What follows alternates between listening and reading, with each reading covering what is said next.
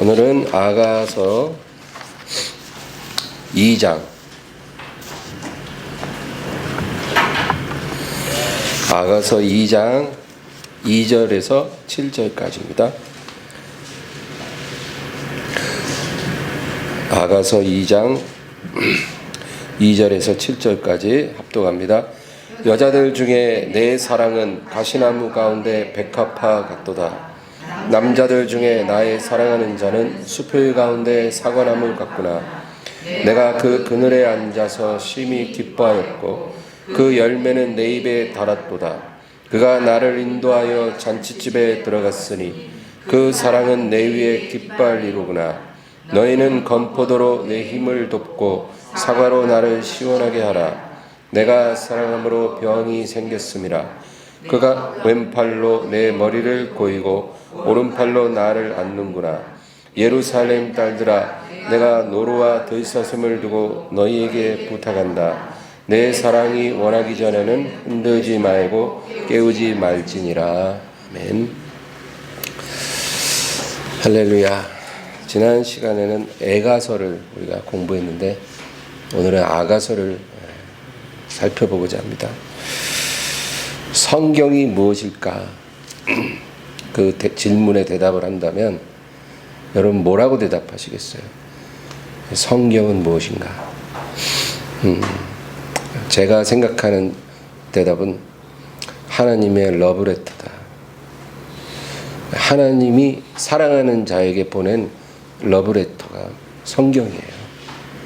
그래서 우리는 그것을 통해서 하나님 사랑을 알 수가 있는 것입니다. 근데 성경을 읽어보면은 하나님과 그 백성의 관계를 남자와 여자의 관계로 표현하고 있다는 거예요. 남자와 여자가 서로 사랑하듯이 하나님과 그 백성이 서로 사랑을 한다는 거죠. 그래서 구약 성경은 하나님이 사랑하는 대상이 이스라엘이에요. 그래서 하나님은 남편으로 묘사되고 이스라엘은 아내로 묘사돼요. 그래서 하나님이 이스라엘과 결혼했다는 거죠. 근데 문제는 그 아내가 신실치가 않은 거예요. 그래서 하나님이 집 나간 아내를 계속 찾아다니듯이 종들을 보내서 돌아오라. 네가 언제까지 나를 떠나겠느냐. 나에게 돌아와라. 그 얘기가 구약성경 계속 나오는 거예요. 그래서 남편과 아내의 관계같이 하나님과 이스라엘이 그런 관계다라는 거죠. 그 다음에 신약성경을 보면은 하나님의 아들 예수 그리스도가 오셔요. 그래서 이 세상에 오시는데 무엇을 위해 오시냐면 신부감을 구하러 오시는 거예요. 그럼 그 신부가 누구냐? 교회예요. 교회가 신부예요. 그래서 예수님이 교회를 부르시고 예수님의 그 살과 피로 언약을 맺는 거예요. 어떤 언약? 혼인 언약. 혼인을 약속하는 거예요. 그래서 예수님이 살과 피로 혼인을 약속하고 그러고 아버지께로 가신 거예요. 가시면서 뭐라 그러냐면 내가 반드시 너를 꼭 데리러 오마. 그리고 내가 너를 데리러 올 때 너는 나와 결혼식을 하게 될 것이다. 그 얘기죠. 그래서 지금 우리가 바로 예수님의 신부예요. 근데 신부는 신부답게 신랑을 기다려야 되는데 신랑을 기다리지 않는 그런 신부들도 있다는 거죠. 근데 예수님은 신랑을 기다리는 신부를 데리러 오신다. 그거예요. 그리고 신랑을 기다리지 않던 신부들은 신랑을 보지 못하고 슬피 울며 이를 가는 그런 상황을 맞게 될 것이다. 그거죠. 그래서 성경은 구약 성경에서 하나님 아버지와 그 아내된 이스라엘의 사랑, 그리고 신약 성경에서 하나님의 아들 예수 그리스도와 신부된 교회의 사랑을 기록하고 있는 러브 스토리예요. 러브 스토리. 한마디로 러브 스토리. 그런데 문제는 하나님은 언제나 신실하신데 심지어는 아들까지 주시고 자신의 목숨까지도 주실 만큼 우리를 사랑하시는데 그 사랑을 받는 우리는 그에 미치지 못하는 게 항상 문제가 된다, 그 얘기죠. 그래서 이 성경의 결말은 뭐냐면 하나님의 아내 되었던 신실치 못한 이스라엘이 하나님께 다시 돌아오게 될 것이고, 그리고 예수님의 신부된 교회가 그 이스라엘과 합쳐져서 예수님과 영원히 살게 되리라. 그것을 우리에게 말해주고 있는 것이 성경이다, 그거죠.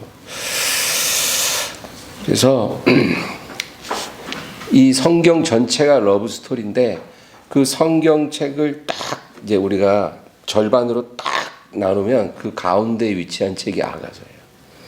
근데 이 아가서는 성경이 말하고 있는 러브 스토리를 가장 로맨틱한 언어로 기록한 책이 바로 아가서예요.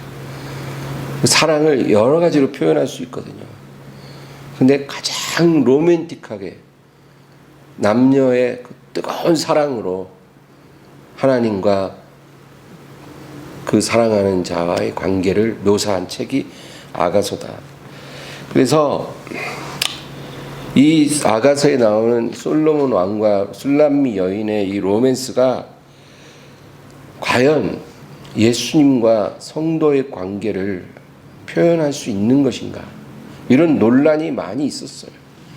남녀의 이 뜨거운 로맨스를 어떻게 불경건하게 하나님과 성도의 관계로 대입시킬 수 있겠는가?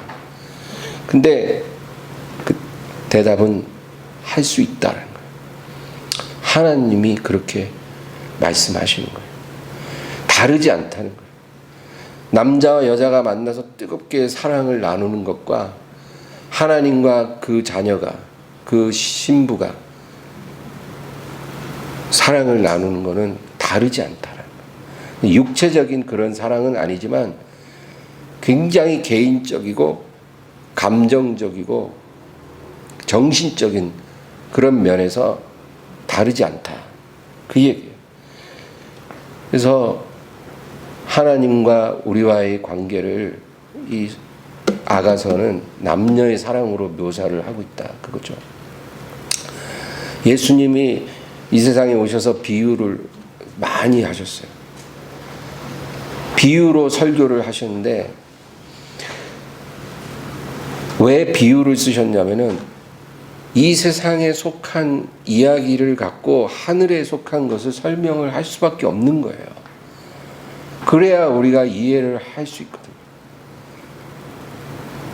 그래서 이 세상에 우리 일상생활에 늘 우리가 경험하는 그 이야기를 가지고 진리를 설명해 주시는 거예요. 근데 그렇게 해도 못 알아들어.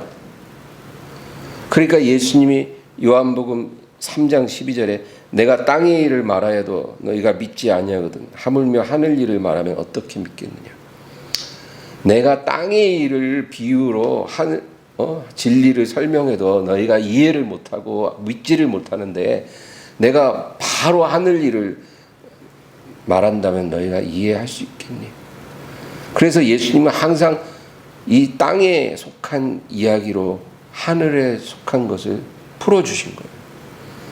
그래서 이 아가서도 그런 관점에서 하나님과 우리와의 관계를 남녀의 사랑으로 풀어낸 거예요. 근데 이 아가서를 읽을 때 어려운 점이 뭐냐면은 솔로몬의 말과 술람미 여인의 말이 막 뒤섞여서 나와요. 그러니까 이게 누가 한 말인지 어려울 수가 있어요. 근데 이 아가서를 읽을 때 이 말은 누가 한 말이지? 솔로몬이 말한 거야? 이거 술람미 여인이 한 거야? 그게 중요한 게 아니고 이 두 사랑하는 사람이 어떤 마음을 서로 나눴는가, 그 내용, 그 감정의 표현, 그게 중요한 거예요. 이 아가서를 읽을 때 거기에 우리가 포커스를 맞춰서 봐야 돼요. 그러니까 나는 내 사랑하는 자에게 속하였고 내 사랑하는 자는 내게 속하였도다. 이렇게 술람미 여인이 말했다면 그거는 술람미 여인의 말일 수도 있고 솔로몬의 말이 될 수도 있는 거예요. 서로 간에 사랑하니까 누가 말을 했든 그건 다 상관이 없어지는 거예요. 그런 관점에서 우리가 아가서를 이제 읽으면 좋다.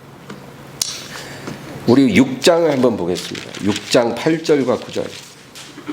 6장 8절 9절을 우리 다 같이 읽을까요? 왕비가 60명이요 후궁이 80명이요 시녀가 무수하되 내 비둘기 내 완전한 자는 하나뿐이로구나.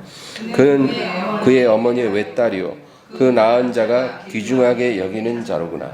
여자들이 그를 보고 복된 자라 하고 왕비와 후궁들도 그를 칭찬하는구나.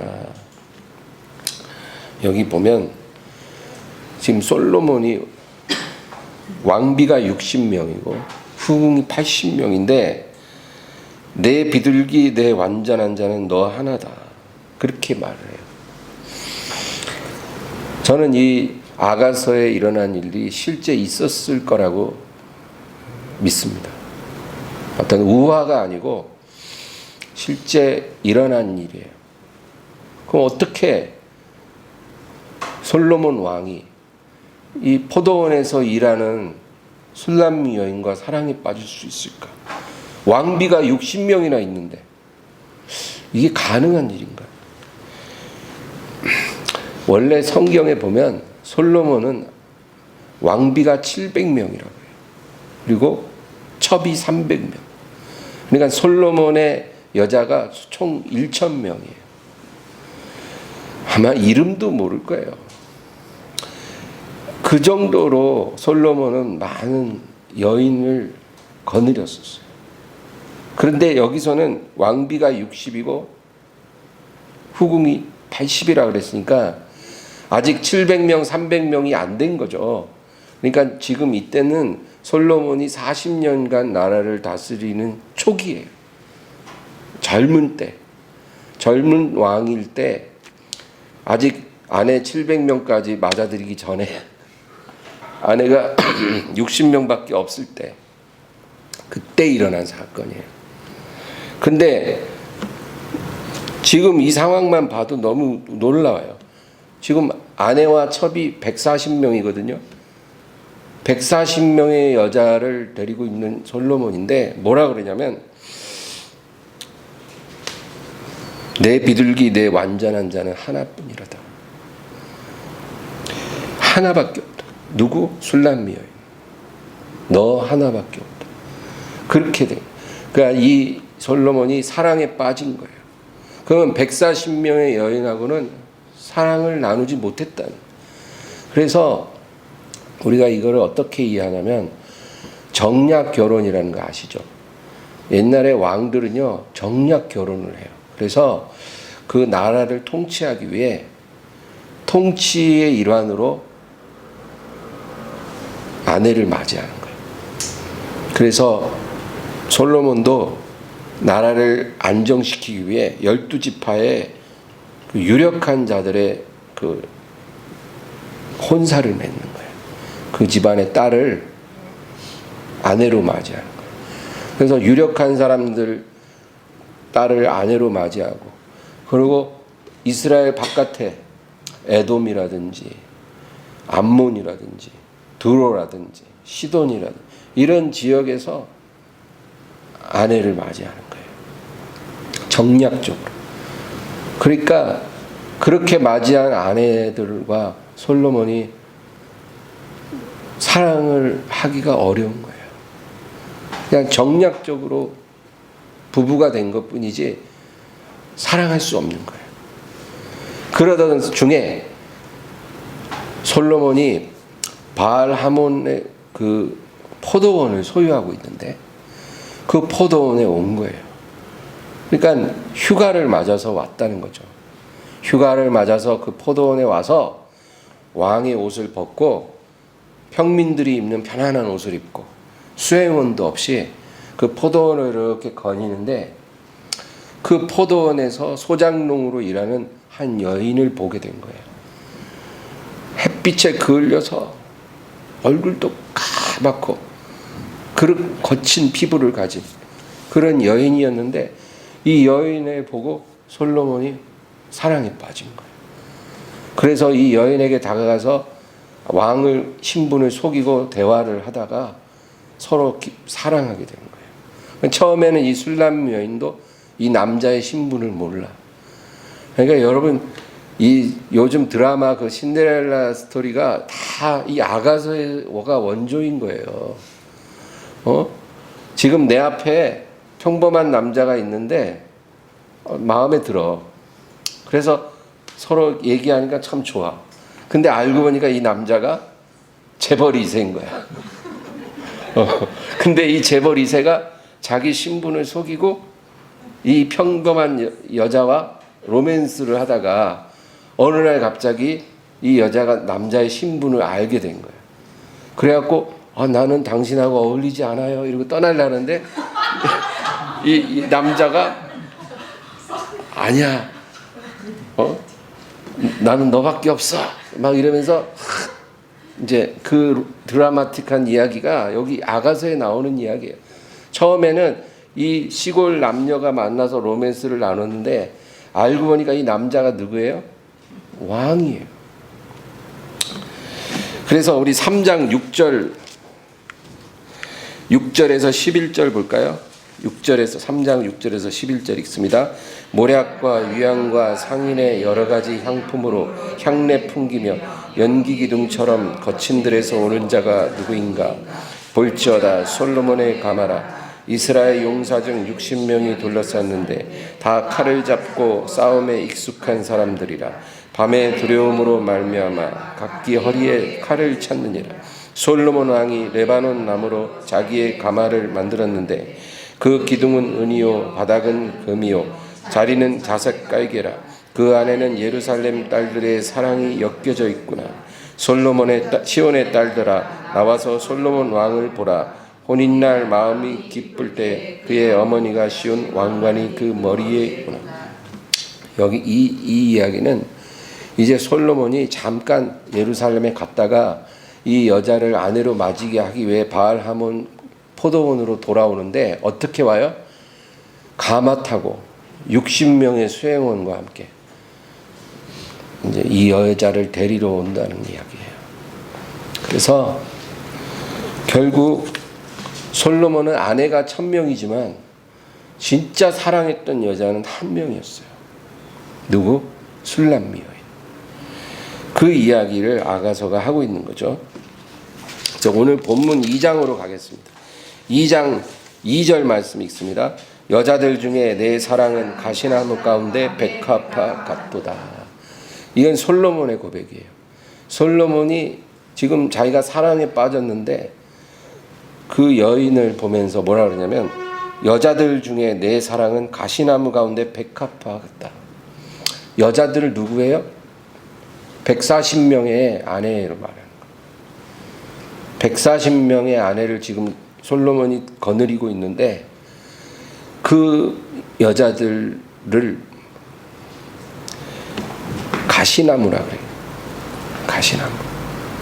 그러니까 그 가시나무는 아무리 무성해도 아무런 느낌을 우리에게 주지 못하잖아요. 그런 가시나무 숲을 보듯이 140명의 아내를 솔로몬이 지금 바라보는 거예요. 그런데 이 술람미 여인을 보니 가시나무 가운데 백합화 같도다. 여러분, 백합화라는 것은 꽃 중에 가장 아름다운 꽃은 아니에요.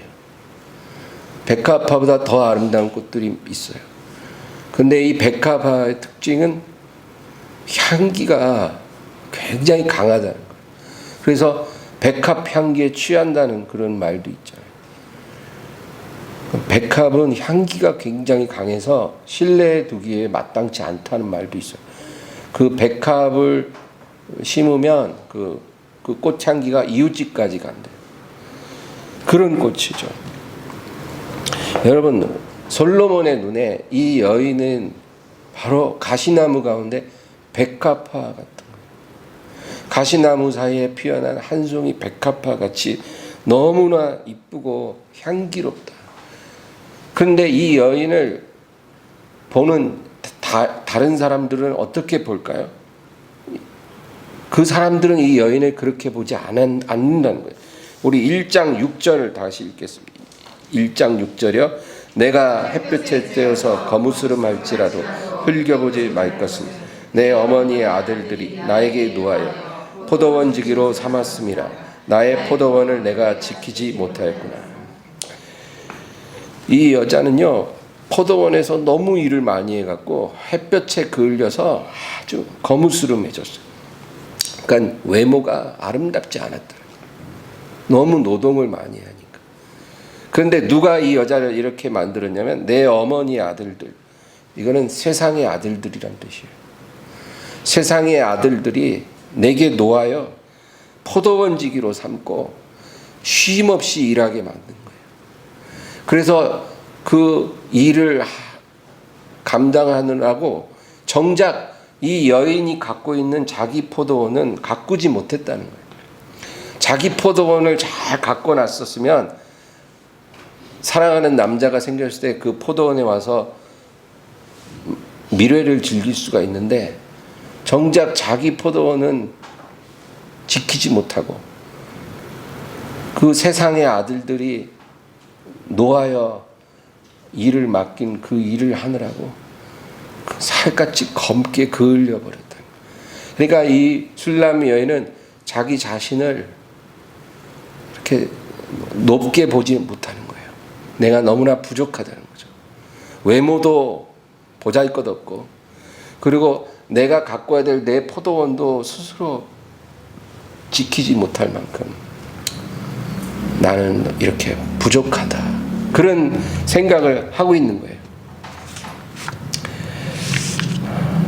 우리 3절 읽겠습니다. 3절. 남자들 중에 나의 사랑하는 자는 2장 3절이요.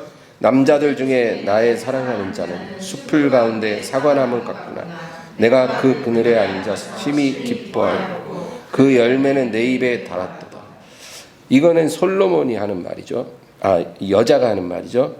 이 술람이 여자가 고백하는 말이에요. 남자들 중에 나의 사랑하는 자는 숲을 가운데 사과나무 같구나. 내가 그 그늘에 앉아서 심히 기뻐하였고 그 열매는 내 입에 달았도다. 그 솔로몬이 숲을 가운데 한 그루 사과나무 같은데 내가 그 그늘에 앉아서 너무 기뻤고 그 열매는 너무 맛있고 달았다. 여러분, 우리가 사랑하는 사람과의 그 관계가 달콤하지 않으면 그 관계를 지속할 수가 없어요. 그렇죠? 남자와 여자가 이제 서로 연애를 하는데 만나면 맨날 싸워. 막 서로에게 상처 주고 막 그리고 싸우고 늘 막 마음이 찢어져. 기분 좋게 막 설레는 마음으로 만났지만 헤어질 때는 막 찢어진 마음으로 헤어져. 그것도 한두 번이지. 만날 때마다 그러면 그 관계가 오래 가겠어요? 끝나는 거예요. 그래서 사랑하는 사람과의 관계는 달콤해야 돼요. 그래야 그 관계가 지속될 수 있는 거죠. 우리가 예수님과 교제하는 것도 바로 그와 같은 거예요. 예수님과 사랑의 교제를 하기 때문에 그 열매가 달아야 돼요. 그래야 우리가 예수님을 지속적으로 따를 수가 있는 거예요. 근데 예수님이 우리에게 주시는 그 열매가 우리 영혼에 달기 때문에 우리가 교회에 2시간 걸려서도 오는 거고, 그렇죠? 또 내 모든 시간, 물질, 모든 것을 다 사용해서 섬길 수 있는 거예요. 그러고도 마음이 기뻐할 수 있고 만족할 수 있는 것은 그분과의 교제가 나의 영혼에 달기 때문에 그렇게 할 수 있는 거예요. 누가 시켜서 하겠냐고요. 그런데 어떤 사람들은 그 열매를 오해해서 이 세상에 속한 것을 풍성히 누리는 것을 생각하는 사람들도 있다는 거예요. 내가 예수님과 동행하면 예수님이 내 모든 소원을 이루어 주시고 나를 아주 상류층으로 만들어 주시고 이 세상의 모든 즐거움을 다 누릴 수 있도록 해 주실 것이다. 세상에서 성공하고 세상의 모든 부귀를 얻을 수 있는 그런 열매를 내게 허락해 주실 것이다. 이렇게 생각하게 되면 그 관계가 깨지게 돼요. 왜냐하면 예수님은 절대로 우리가 원하는 때에 우리가 원하는 걸 주시지 않기 때문에. 하나님은 우리에게 성공을 주세요. 또 부와 명예를 주세요. 그런데 우리가 원할 때 주시지 않고 하나님이 정한 시간에 주시는 거예요. 우리의 모든 보상은 하나님의 정한 시간에 주어지는 거예요. 근데 결코 내가 달라고 할 때 주시지는 않아요. 그런 걸. 그러면 무엇을 주시냐? 영적인 열매를 주시는 거예요. 영적인 열매로 우리를 만족시키시는 거예요. 그걸 우리가 구했다면 만족하지만 세상에 속한 거를 구하면 우리 실망하게 돼요. 그럼 어떻게 돼요? 교제를 하면 할수록 실망이 커지면 어떻게 될까요? 나는 예수님 잘 믿고 교회 열심히 다니고 기도 열심히 하면 2, 3년 안에는 큰 돈 벌게 해주실 줄 알았는데 2, 3년이 아니라 5년, 6년, 10년을 지나도 큰 돈 벌게 해주시지 않으니까 실망하잖아요. 열매가 없다고 생각하는 거예요. 그러면 그 관계는 깨지는 거예요. 그래서 우리가 예수님과의 관계 속에서 어떤 열매를 구하느냐가 참 중요해요. 4절 읽겠습니다. 4절이요. 시작. 그가 나를 인도하여 잔치집에 들어갔으니 그 사랑은 내 위에 깃발이로구나. 아멘. 그 사랑은 내 위에 깃발이로구나. 깃발이라는 것은 생의 목표를 말해요. 생의 목표. 근데 그 사랑이 내게 깃발이라는 거예요. 그러니까 내 생의 목표는 바로 주님의 사랑이라는 거죠. 이 술람미 여인의 고백이 바로 하나님이 우리에게 원하시는 그런 고백이에요. 내 생의 목표는 그분의 사랑입니다. 내가 간절히 원하는 내 소원은 주님의 사랑입니다.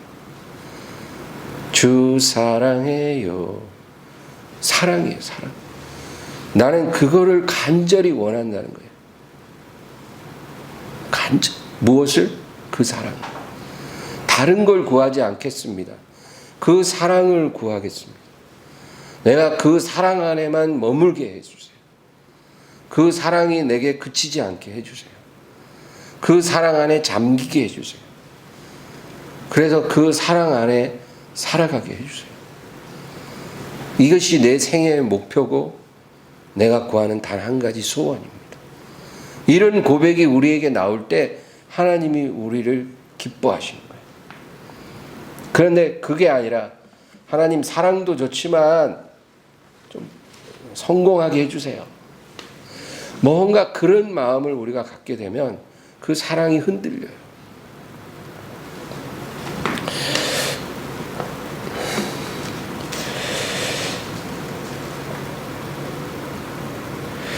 그래서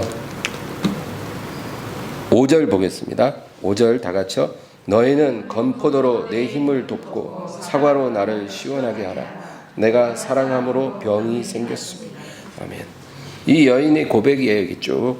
내가 사랑함으로 병이 났다는 거예요. 제가 군대 갔을 때 군대에서 선임들이 기독교 신자들을 기독교 환자라 그러더라고요. 기독교 환자. 그래서 처음에는 저게 뭔 소린가. 근데 그 조롱하는 말인데 지금 생각해보면 틀린 말도 아니에요. 기독교 환자 맞아요. 왜? 병이 있거든 우리가. 어떤 병? 상사병. 사랑함으로 병이 난 거예요. 그래서 지금 내가 병이 났어. 정상이 아니라 그 말이에요. 지금 이 병이 아주 중해서 사랑하는 사람 아니면은 다른 생각을 못 해. 어디 있든 뭘 하든 그 사람 생각이 나를 꽉 채우고 있어요. 그 사람을 만난 다음부터는 그 전에 내가 즐기던 그 어떤 것도 더 이상 재미가 없어. 관심이 없어. 다 중단됐어. 친구들도 이제 잘 안 만나. 예전에 즐기던 그때 다 끊어졌어. 그냥 마음속이 사랑하는 사람 하나밖에 생각을 안 하는 거예요. 이게 병이라는 거예요. 근데 바로 이 술람미 여인이 지금 솔로몬과 사랑에 빠져서 이런 상태에 있다, 그 얘기죠. 만약에 이런 상태가 아니라면 그게 문제예요. 결혼 준비가 안 된 거예요, 그건. 우리 아가서 8장 8절 한번 볼까요? 8장 8절. 다 같이 읽습니다. 우리에게 있는 작은 누이는 아직도 유방이 없구나. 그가 청혼을 받는 날에는 우리가 그를 위하여 무엇을 할까? 이게 뭔 말이냐면 결혼 준비가 안 된 어린 소녀를 말해요. 그러니까 결혼 준비가 안 되면 낭패죠. 이 신체적으로 충분히 성숙해서 결혼을 할 수가 있는 것처럼 우리의 마음도 우리의 사랑도 충분히 무르익어야 결혼할 수 있어요. 예수님이 이제 신부 데리러 곧 오시는데 우리 예수님을 맞이할 신부된 교회는 아직도 유방이 없어. 성숙치가 않아. 아직도 10살 소녀 같아. 그러면 이거 문제예요. 지금 신랑 곧 오는데.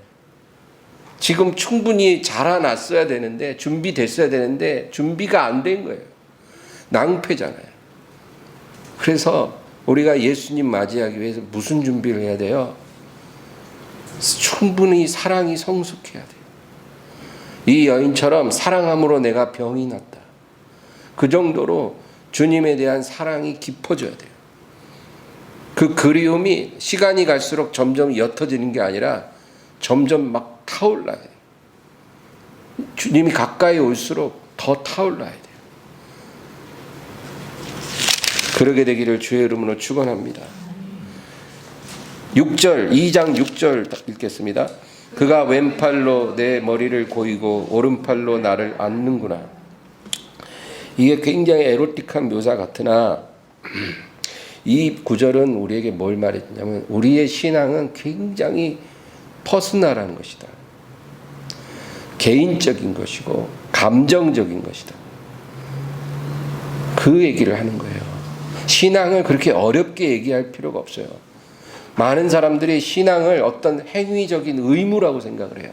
그래서 일단 네가 신앙이 있으면 주일날 교회 와야지. 예배 드려야지. 네가 어떤 신앙을 가졌다 그러면 네가 뭐 11조를 꼭 드려야 되는 거 아니냐. 이런 식으로 뭔가 어떤 행위를 말하려고 하는데 신앙은 그런 행위가 아니에요.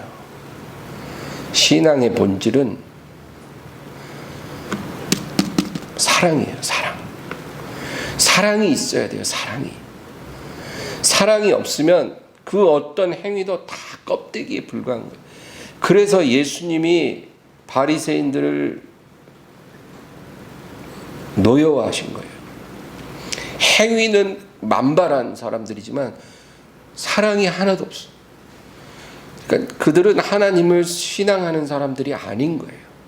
가짜 배기들이에요. 가짜 짝퉁들. 다른 거 다 없어도 하나님을 사랑하면 돼요. 여러분, 내가 지금 몸이 건강이 안 돼서 교회 못 나올 수 있고 예배 못 드릴 수 있고 봉사 못 할 수 있고 전도 못 할 수 있지만 내 가슴이 주님을 향한 사랑으로 타오르면 충분한 거예요. 그게 신앙의 본질이에요. 그래서 가장 큰 계명이 무엇입니까? 누가 바리새인이 질문을 했을 때 예수님이 뭐라 그랬어요? 가장 큰 계명 그러면 뭘 해라 말라 뭐 이런 얘기를 하실 줄 알았는데 예수님 뭐라 그래요? 첫째는 이와 같으니 내 마음을 다하고 뜻을 다하고 네 목숨을 다해 주 너의 하나님을 사랑하라. 그리고 둘째는 내 이웃을 내 몸같이 사랑하라. 그냥 첫째도 사랑이고 둘째도 사랑이에요, 여러분. 그게 신앙의 본질이에요. 사랑이, 감정이 타오르지 않고 있다면 그건 신앙이 그냥 죽은 거예요. 그래서 에베소 교회 그 주님이 뭐라 그랬어요? 계시록 2장 내가 읽어볼게요. 2장 2절에서 4절 보면 내가 네 행위와 수고와 네 인내를 알고 또 악한 자들을 용납하지 아니한 것과 자칭 사도라되 아닌 자들을 시험하여 그의 거짓된 것을 내가 드러낸 것과 또 내가 참고 내 이름을 위하여 견디고 게으르지 아니한 것을 아노라. 그러나 너를 책망할 것이 있나니 너의 처음 사랑을 버렸느니라. 예수님은 에베소 교회가 굉장히 훌륭한 교회라는 것을 인정해 주셨어요. 왜? 너의 행위와 수고와 인내를 내가 알고 네가 참고 내 이름을 위해 견디고 게으르지 않은 것을 내가 안다.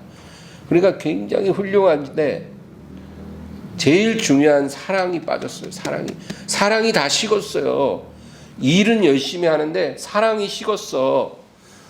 남편이 나가서 일 열심히 해서 돈은 벌어오는데 가정은 잘 부양하는데 아내를 사랑하지 않아. 그러면 그 아내가 행복할까요? 제일 중요한 게 빠진 거예요. 그래서 이 에베소 교회가 너의 사랑을 버렸기 때문에 네가 이것을 돌이키지 않고 회복하지 않으면 너의 촛대를 옮겨버릴 것이야. 그렇게 얘기하신 거예요. 예수님이 베드로에게 3가지를 질문했잖아요. 뭘 했어요? Do you love me? 넌 날 사랑하니? 3번 부인한 베드로에게 다른 거 묻지 않았어요. 뭐 부인이 아니라 뭔 짓을 해서 어떤 실수를 했든 간에 예수님은 베드로에게 그 질문을 하셨을 거예요. 너 나 사랑하니? 거기에 베드로가 대답할 수 있다면 오케이. No problem. 아무 문제 없어. 됐어. 내 어린 양을 먹이라. 예수님이 베드로에게 질문한 건 딱 하나. 예수님이 베드로에게 물어보신 건 하나예요. 네가 나를 사랑하니? 그러니까 이게 신앙의 본질이에요. 이 감정이 꺼져버리면 우리의 모든 행위는 하나님 앞에 받아들여지지 않아요. 우리가 교회에 나올 때도 이 사랑의 불꽃이 우리를 이끌어야 돼요. 목사님 보러 나오는 것도 아니고 성도 교제하기 위해 나온 것도 아니고 우리를 이 교회에 이끌어가는 이유는 오직 주님을 향한 사랑의 불길이 우리를 이끌어가야 돼요. 내가 여러 가지 봉사로 섬기는 이유도 그것이어야 되고 무엇을 하든지 그것이 유일한 동기가 돼야 돼요. 그게 신앙이에요.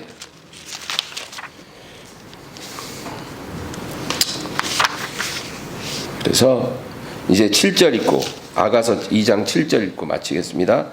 예루살렘 딸들아 내가 노루와 들사슴을 두고 너희에게 부탁한다. 내 사랑이 원하기 전에는 흔들지 말고 깨우지 말지니. 예루살렘의 딸들은 이 세상 사람들을 의미해요. 내가 너희에게 부탁하는데 우리 사랑을 방해하지 말고 지금 침상에 누워서 내 사랑하는 자가 왼팔로 내 머리를 고이고 오른팔로 나를 안고 있고 이렇게 우리가 침상에 있는데 우리를 흔들지 말고 깨우지 말라는 거예요. 이 사랑을 너희들 방해할 생각하지 마라. 그 얘기입니다. 너무 남녀의 이런 에로틱한 사랑을 이야기하면서 우리 하나님과 우리와의 관계가 별로 다르지 않다. 영적인 사랑이지만 이런 거라는 거예요.